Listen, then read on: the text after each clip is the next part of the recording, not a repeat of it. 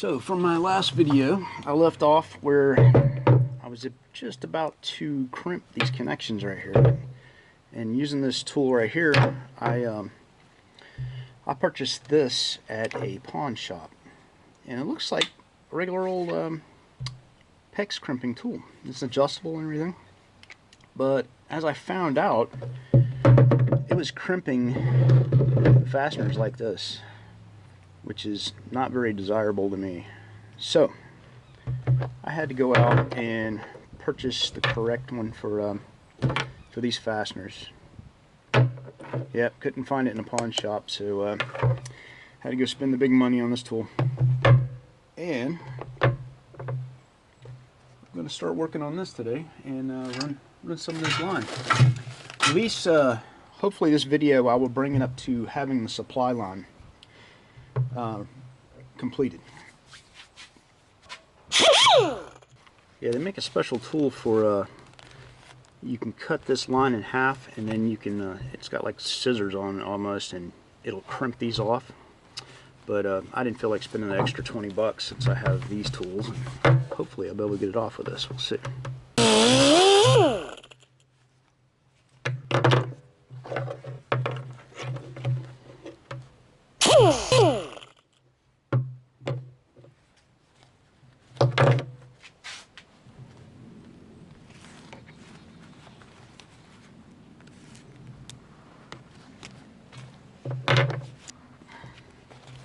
Yeah, didn't feel very comfortable. You can see right down in that tube that would have leaked for sure. See the little crimp down in there? Glad I'll be glad I spent this money on this brand new crimping tool. It was like 59 bucks, which is more than I wanted to spend, but I thought I had bought this one at local pawn shop, and it looked just like the same thing. But evidently it's for some smaller tubing. Yep, this is a learning experience for me. This is my first time dealing with PEX tubing, so I guess you guys can learn with me. Or you might already know, maybe you can let me know what I'm doing wrong.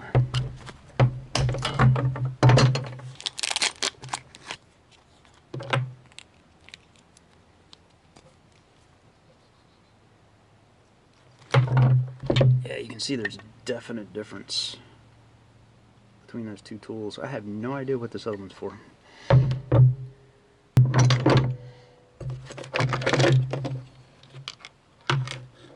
a little go, no go gauge. Let me turn it around so you guys can see. I think we're ready to go with that.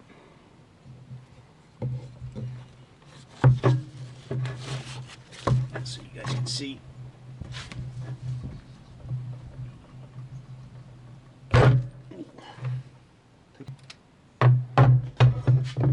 That's what it's supposed to look like, supposedly.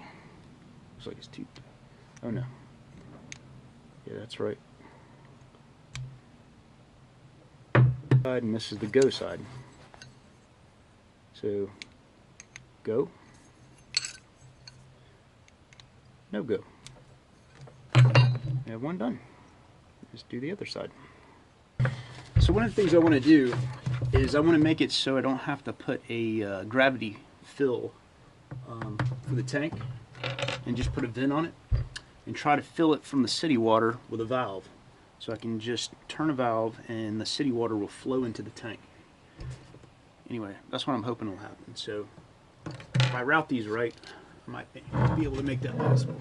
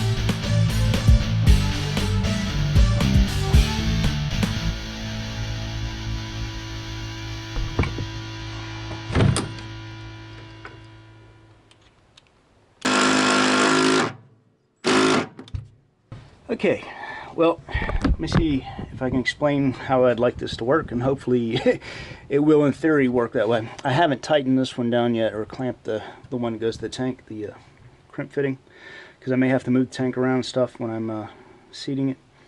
But, okay, here's the city water that comes in.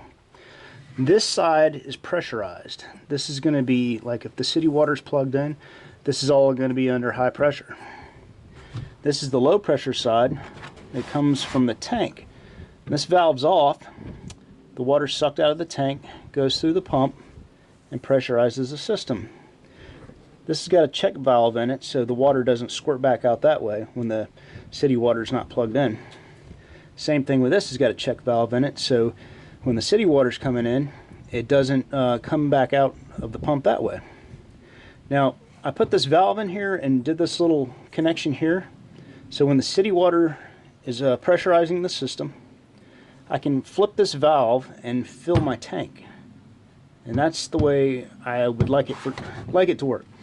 We'll have to see if it's going to work that way or not. And this valve seems kind of cheap to me. It's real loose. But hopefully it'll perform as I want it to in theory. So that's my supply line side. We got supply from the tank or supply from the city water. Next thing I'll have to wire the pump up, and we'll have to come up here in the front and connect the supply line. I plan on running a heat exchanger off of my right after the heater for the van. I was going to use the heater hose that comes after the heater so it doesn't disrupt the heat for the front of the cab up there. The return line that goes back into the coolant system for the engine, I'm going to use a heat exchanger, so one side it heats the water and the supply line will go to it, and that'll be my hot water side. Anyway, that's another theory, and see if that works. My heat exchanger is on order and it should be here, probably in a couple of days. So I'll have to plumb that system up. Then I have to work on the shower. I haven't thought about this enough in here. I found this sink. It's a Kohler. I found it in the salvage yard. $2.50 stainless steel sink. Anyway, I was going to put it, like there, but still kind of cramped in here. I think I just need like a little round sink. Probably the same size as this, but just circular, a little tiny round sink. That's going to be the best thing that fits in this corner, because that'll be space that's not used in this corner over here, or in that corner maybe. Still have to be able to sit over there and not be cramped though. I'm not sure how that would work. Yeah, we'll have to work on that. Yeah, this shower is going to be a big deal though. I've got to hang the tank under there. I got to connect this tank, finish the shower. It's going to be a pretty big deal. So that's a good start though.